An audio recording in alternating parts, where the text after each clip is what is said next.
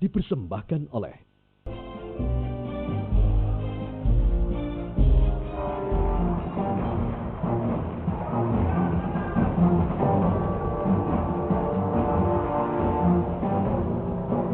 Pemirsa, Anda kembali lagi dalam debat publik kedua Pilgub Sumatera Utara 2018.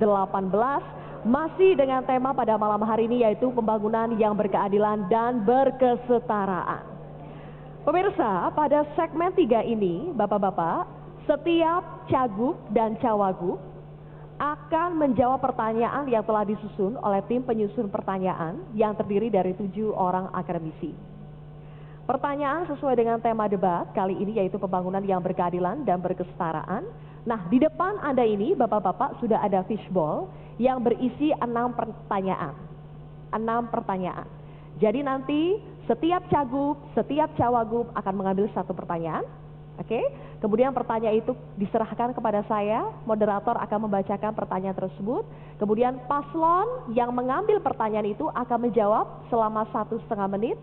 Kemudian sama seperti segmen sebelumnya, paslon lawan akan menanggapi selama 1 menit dan ditanggapi balik kembali 1 menit, selesai baru kita gantian. Oke, jelas ya Bapak-Bapak? Sekarang saya akan mulai dari cagup terlebih dahulu. Saya persilakan untuk segmen ini giliran cagup nomor 1. Silakan Anda mengambil pertanyaan.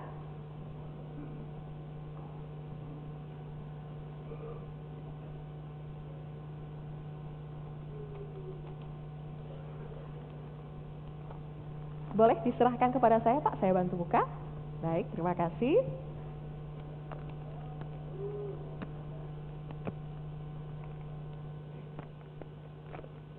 Ini pertanyaan yang sudah disusun oleh tim penyusun pertanyaan untuk segmen 3 kali ini. Baik. Mohon disimak pertanyaannya. Nanti waktu untuk menjawab adalah 1,5 menit ya. Untuk cagup saja. Pertanyaan untuk cagup nomor 1, warisan sejarah dan kebudayaan di Sumatera Utara sangat kaya dan heterogen. Namun sarana untuk merawat dan mengembangkannya sangat minim. Bagaimana langkah konkret Anda merawat, mengembangkan dan memanfaatkan warisan sejarah dan kebudayaan untuk pembangunan di Sumatera Utara? Waktu menjawab 1,5 menit, silakan. Terima kasih. Soekarno, presiden kita pertama, pernah menyampaikan jas merah. Jangan pernah lupakan sejarah. Inilah sejarah, warisan sejarah kita. Banyak warisan-warisan yang ada di Sumatera Utara ini, yang perlu adanya kepedulian oleh pemerintah, khususnya adalah gubernur. Contoh, ada Kesawan, di situ ada Chong Hapi, ada rumah-rumah heritage yang harus dipelihara. Saat ini sedikit terbengkalai. Saya katakan kembali, itu adalah kepedulian. Ada Istana Maimun yang menunjukkan bahwa kebesaran beragam sejarah budaya yang ada di Sumatera Utara ini. Yang kedua, tokoh-tokoh adat ini yang ada, yang pernah yang lalu kita bicarakan, perlu kita ajak duduk kembali untuk penyemangat dan membesarkan sejarah ini sehingga sampai anak cucu kita kelak Sumatera Utara memang benar-benar beradab adanya. Terima kasih. Baik, itu tadi jawaban dari Pak Cagup nomor urut 1. Silakan kepada Cagup nomor urut 2 untuk memberikan tanggapan. Waktu Anda 1 menit. Pak Edi, yang ditanyakan adalah bagaimana kebijakan gubernur untuk bisa bukan hanya merawat dan mengalokasikan, tapi menjaga warisan itu dan kemudian menyampaikan itu sebagai objek wisata. Maimun, Congavi, ada candi di Alutak, candi di Aluta. Nah, mengelola tempat-tempat mampu meningkatkan pariwisata baik lokal maupun asing. Terima kasih.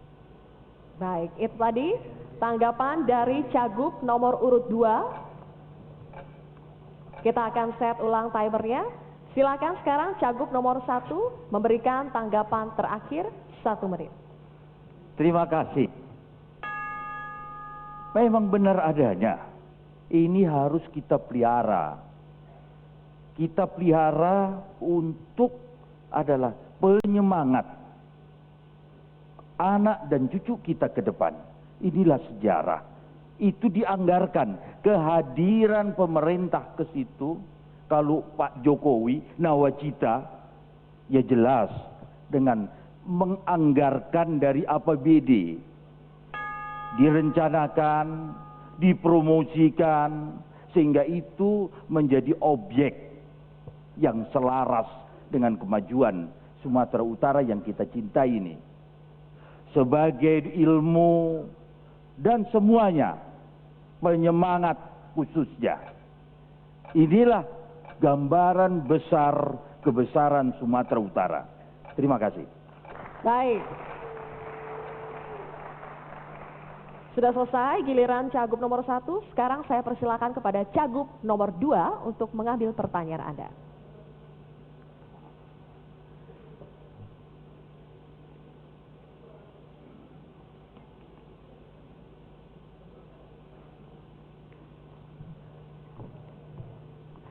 Baik, silakan. Terima kasih Bapak.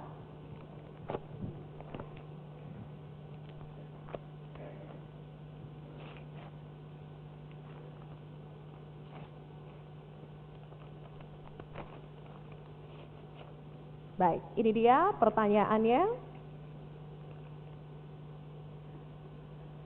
Angka partisipasi murni atau APM sekolah menengah di Sumatera Utara tahun 2016 sebesar 65,5%. Hal ini menunjukkan masih ada 34,5% penduduk yang belum menikmati pendidikan menengah.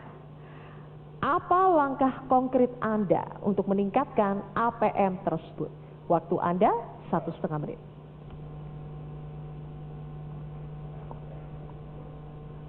Baik, terima kasih. Untuk menaikkan APM, kami sudah siapkan kartu Sumut Pintar. Sehingga mereka, anak-anak kita harus sekolah.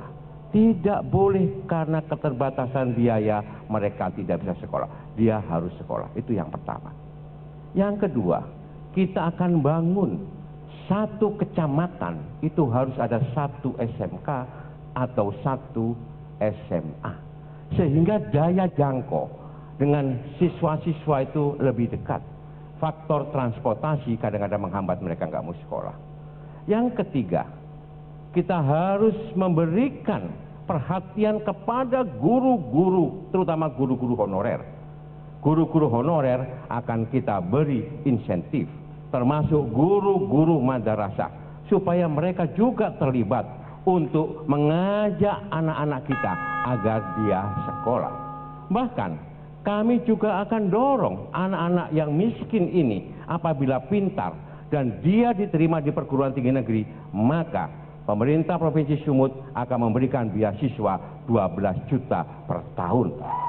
Dengan ada motivasi seperti itu, kita harapkan mereka mau sekolah. Sehingga wajib belajar 12 tahun bisa kita selesaikan. Terima kasih. Ya, itu tadi jawaban dari Cagup nomor 2. Saya persilakan kepada Cagup nomor 1 menanggapi. Waktu Anda 1 menit. Terima kasih Bapak Jarot. Mungkin itu boleh di daerah lain, tapi ini di Sumatera Utara.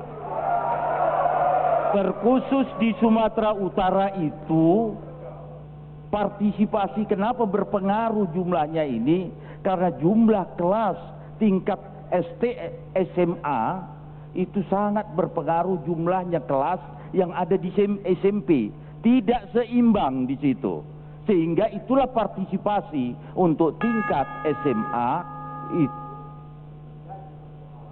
Jadi bukan soal kartu pintar.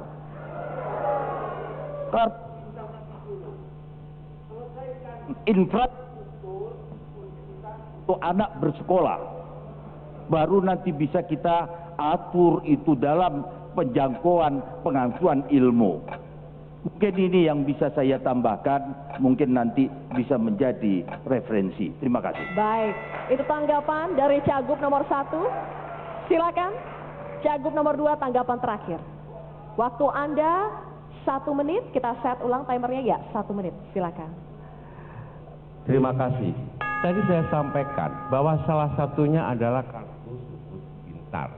Pak Edi, tadi juga saya jelaskan bahwa kita akan membangun ruang-ruang kelas, sekolah di tiap kecamatan. Sehingga rasio antara guru dan murid itu bisa betul-betul ideal. Idealnya 1:17, tapi kalau tidak bisa 1:20.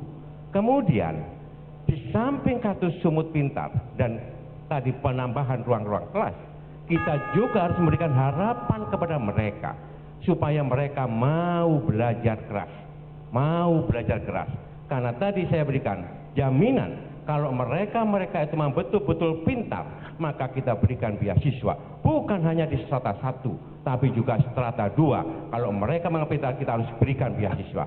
Inilah tugas kita untuk menjamin rakyat kita harus sekolah. Terima kasih.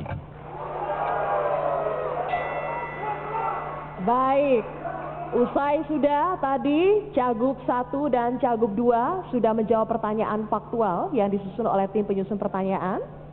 Sekarang saya berikan giliran kepada Cawagupnya untuk menjawab pertanyaan yang sudah disusun oleh tim penyusun pertanyaan.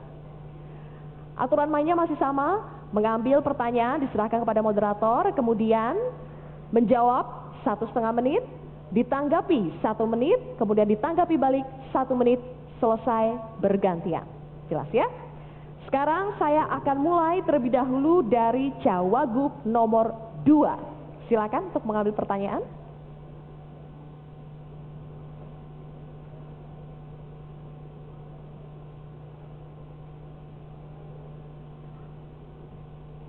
Terima kasih, Bapak.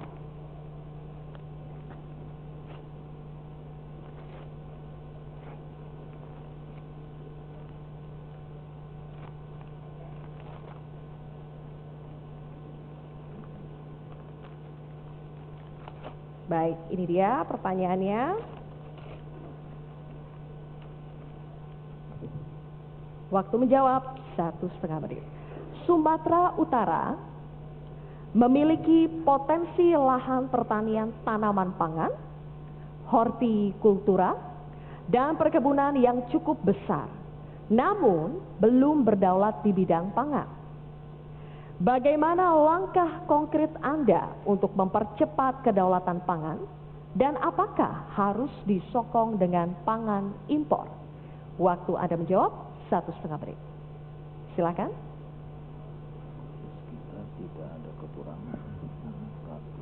Terima kasih untuk pertanyaannya. Data saya menunjukkan bahwa Sumatera Utara saat ini surplus 1,7 juta ton. Saya mencoba memahami lebih jauh daripada pertanyaan ini. Mungkin yang dimaksudkan adalah adanya ketimpangan pangan di antara wilayah timur, tengah, barat di Sumatera Utara ini. Apabila itu yang menjadi pertanyaannya, maka kita akan melihat pertama, kita akan menggunakan resource based analysis untuk mengetahui apa potensi di timur yang sifatnya dataran rendah, kemudian di barat di pantai dekat Nias sana itu juga dataran rendah, dan kemudian ada dataran tinggi yang lebih cocok untuk tanaman-tanaman tertentu.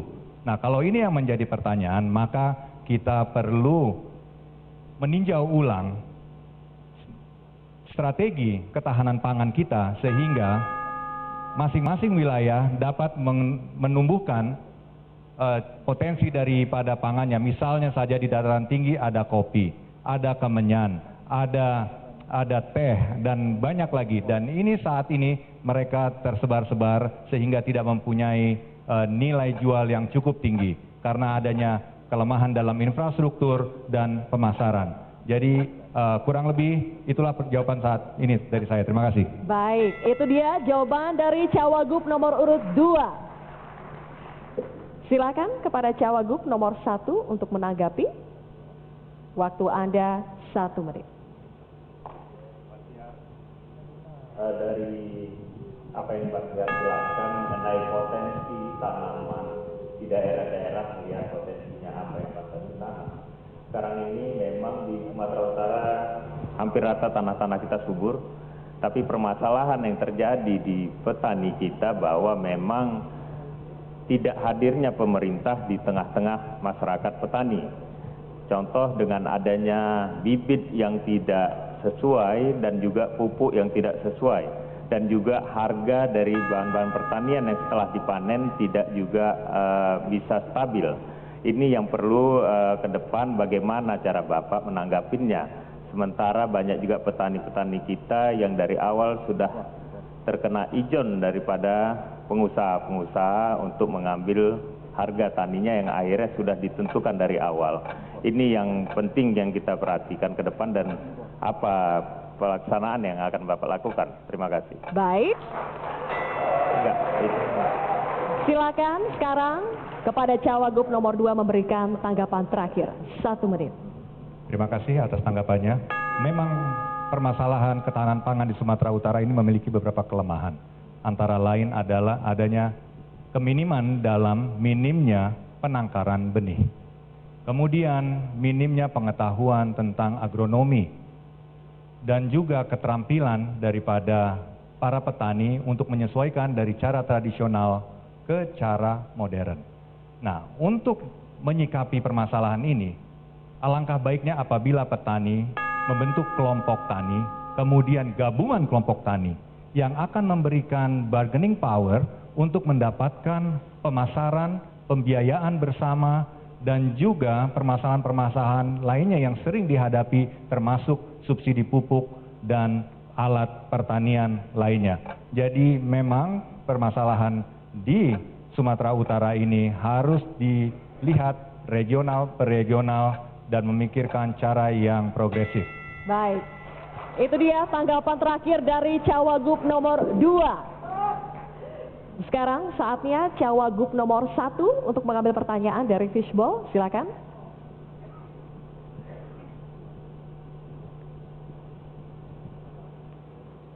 Terima kasih.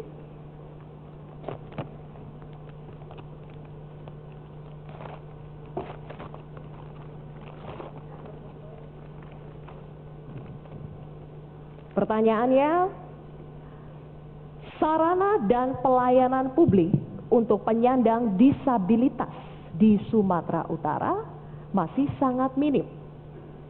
Apa langkah konkret Anda untuk menyediakan sarana dan pelayanan publik yang ramah bagi penyandang disabilitas?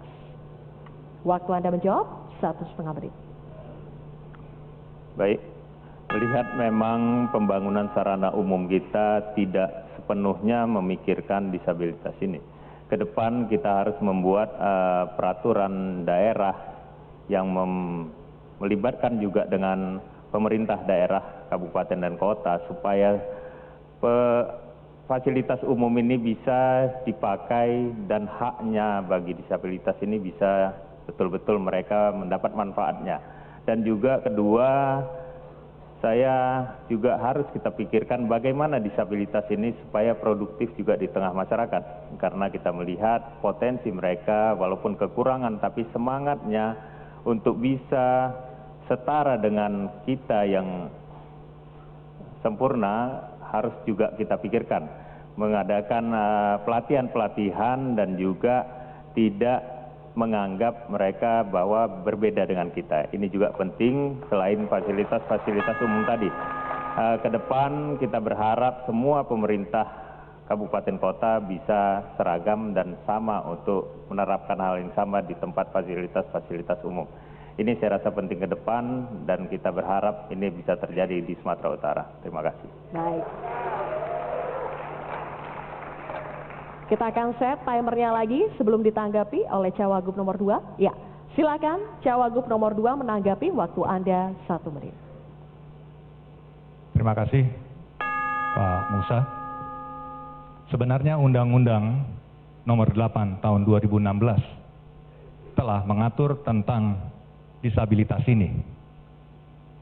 Sejatinya daripada isi undang-undang ini adalah bagaimana mereka memiliki kesempatan yang sama seperti teman-teman lainnya dalam hal pendidikan, kesehatan, dan pekerjaan. Karena kita juga tahu bahwa mereka juga memiliki kemampuan, bakat yang unik, yang tidak kalah dengan teman-teman lainnya. Tapi disabilitas ini sendiri pun tidak melulu dengan yang kita bayangkan yang di kursi roda atau tunanetra, tetapi juga ada teman-teman kita yang special needs, ya seperti ya mereka yang special needs. Bagaimana penanganannya? Terima kasih. Oke, itu dia tanggapan dari Cawagup nomor 2. Mohon tenang. Saya berikan kesempatan kepada Cawagup nomor 1 untuk memberikan tanggapan terakhir. Waktu Anda 1 menit. Terima kasih Bang Syar. Memang benar secara undang-undang sudah ada mengenai disabilitas. Tapi faktanya tidak terlaksana. Tidak terlaksana, ini yang harus kita mempunyai komitmen, jangan hanya sebatas wacana. Karena banyak memang hanya sebatas wacana. Saya melihat sendiri bagaimana saudara-saudara kita yang disabilitas dari tempat mereka berkumpul saja tidak disiapkan oleh pemerintah. Akhirnya mereka juga tidak tahu bagaimana untuk berdiskusi. Dan tempat-tempat pelatihan juga ini perlu juga kita perhatikan. Jadi menurut saya apa yang sudah diatur di pemerintah itulah yang harus kita jalankan dan betul-betul konsisten, bukan sebatas wacana. Dan ini ke depan kami era Mas hadir, mudah-mudahan bisa menjawab itu semuanya. Terima kasih. Oke, itu tadi tanggapan terakhir dari Cawagup nomor 1. Dengan demikian, para paslon usai sudah segmen ini. Nanti kita akan lanjutkan lagi di segmen berikutnya. Ini akan semakin seru karena di segmen berikutnya adalah segmen calon gubernur saling bertanya. Tetaplah bersama kami di debat publik kedua Pilgub Sumatera Utara 2018.